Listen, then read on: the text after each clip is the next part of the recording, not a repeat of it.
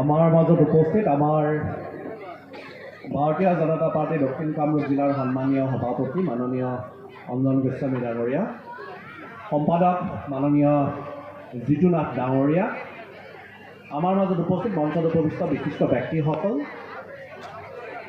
আমাৰ ব্ৰহ্মপুত্ৰ আঞ্চলিক আৰ্থ সামাজিক সাংস্কৃতিক মঞ্চৰ সন্মানীয় সভাপতি প্ৰমুখে, সন্মানীয় বিষয়ববীয়াসকল, সন্মানীয় সদস্যসকল, লগতে আমাৰ পলাশবাৰী সমষ্টি তথা বিভিন্ন অঞ্চলৰ পৰা অহা উপস্থিত ৰাইজ, আপোনালোক আটাইকে মৰম আৰু শ্ৰদ্ধা জ্ঞাপন কৰিছোঁ। আমাৰ ব্ৰহ্মপুত্ৰ আঞ্চলিক সাংস্কৃতিক মঞ্চৰ জৰিয়তে এটা ইউনিক প্ৰচেষ্টা হাতত লোৱা হৈছিলে, যিটো নেকি আমাৰ ক'বলৈ গ'লে আমাৰ পুৰুষসকলে সাহস কৰা নাছিলে। আমাৰ প্ৰায়বিলাক দেখিছোঁ যে মহিলাসকল ইয়াতে বেছিভাগে এই সংস্থাটোৰ লগত জড়িত।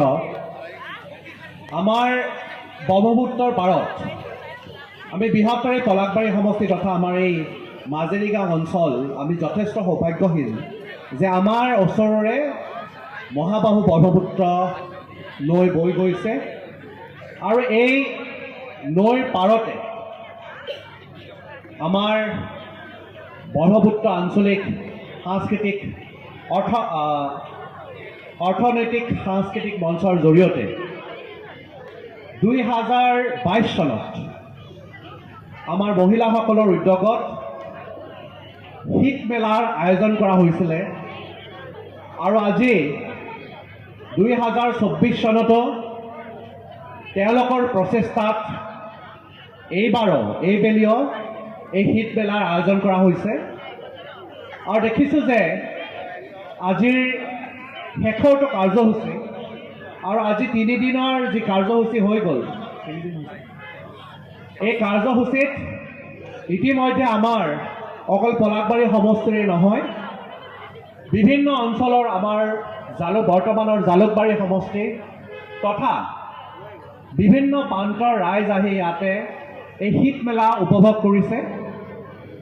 আমাৰ দেখা গৈছে যে ইয়াতে বিশেষকৈ আমাৰ অসমীয়া সংস্কৃতি, অসমীয়া সাজ পোছাক, অসমীয়া ৰীতি নীতি, অসমীয়া খাদ্যৰ সম্ভাৰ আজি বিভিন্ন বিষয়ত গুৰুত্ব প্ৰদান কৰা হৈছে আৰু তেওঁলোকৰ প্ৰচেষ্টাত ইয়াতে বিভিন্ন ধৰণৰ কাৰ্যসূচী গ্ৰহণ কৰা হৈছে আৰু মই আহি দেখিলোঁ এটা ইউনিক কাৰ্যসূচী, এইটো যোৱা বছৰ হোৱা নাই বোধহয়, এইবাৰ প্ৰথম আৰম্ভ কৰিছে যে আমাৰ ফেশ্বন যি কম্পিটিশ্যন, এই ফেশ্বন কম্পিটিশ্যনটো সঁচাকৈয়ে বৰ্তমান অকল অসমতে নহয়, আমি দেখিবলৈ পাওঁ যে এই ফেশ্বন কম্পিটিশ্যন এতিয়া নহয়, বহু যুগৰ আগৰ। আৰু এই ফেশ্বন কম্পিটিশ্যনত আমাৰ বহুকেইজন মহিলা, বিশেষকৈ মহিলাই বিশ্বত তেওঁলোকে সুনাম অৰ্জন কৰিছে। আমি সকলোৱে জ্ঞাত যে ঐশ্বৰ্য ৰায় আছে, এই সময়ত সুস্মিতা সেনটো আছে, তাৰ আগত মই নামটো পাহৰি গ'লোঁ একজেক্টলি। চ' বহু বছৰ আগত সেই যুগৰ পৰাই এই ফেশ্বন আৰম্ভ হৈছিলে। চ' মই এটা ইউনিক পদক্ষেপ দেখিলোঁ আমাৰ ব্ৰহ্মপুত্ৰ আঞ্চলিক অৰ্থনৈতিক সামাজিক মঞ্চৰ জৰিয়তে যে আজি ইয়াতে আমাৰ বিভিন্ন এজ গ্ৰুপৰ আমাৰ বিশেষকৈ মহিলাসকলে ইয়াতে পাৰ্টিচিপেট কৰিছে। মই প্ৰত্যেকজন প্ৰতিযোগীক মই অন্তৰৰ পৰা অভিনন্দন জ্ঞাপন কৰিছোঁ। হাৰ জিত থাকিবই, শিকিব লগা যথেষ্ট থাকে। দেওবাৰে সফলভাৱে সামৰণি পৰিল শীতমেলা 2024।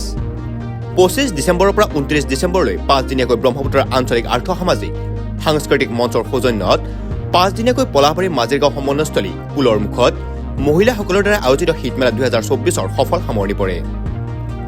শীতমেলাৰ সামৰণি সাংস্কৃতিক অনুষ্ঠানত উপস্থিত থাকে পলাশবাৰী সমষ্টিৰ বিধায়ক হেমাংগ ঠাকুৰীয়াদেৱ। ইয়াৰ লগতে উপস্থিত থাকে দক্ষিণ কামৰূপ জিলা বিজেপিৰ সভাপতি অঞ্জন গোস্বামী, জিতু নাথ ডাঙৰীয়া উপস্থিত থাকে। উক্ত শীতমেলাখনিত বিভিন্ন থলুৱা সুস্বাদু খাদ্য সম্ভাৰৰ পৰা বস্ত্ৰ বিপণীৰ উপলব্ধৰ লগতে প্ৰতিদিনে বিভিন্ন খেল ধেমালিৰ লগতে প্ৰতিযোগিতামূলক অনুষ্ঠানৰ আয়োজন কৰা হৈছিল। কালি সামৰণি অনুষ্ঠানতে মহিলাসকলৰ মাজত ফেশ্বন শ্ব' প্ৰতিযোগিতা আয়োজন কৰা হৈছিল। সামৰণি অনুষ্ঠানত বাৰেৰহণীয়া সাংস্কৃতিক কাৰ্যসূচীৰ লগতে জনপ্ৰিয় কণ্ঠশিল্পী কুমাৰ ভৱেশে গীত পৰিৱেশন কৰে।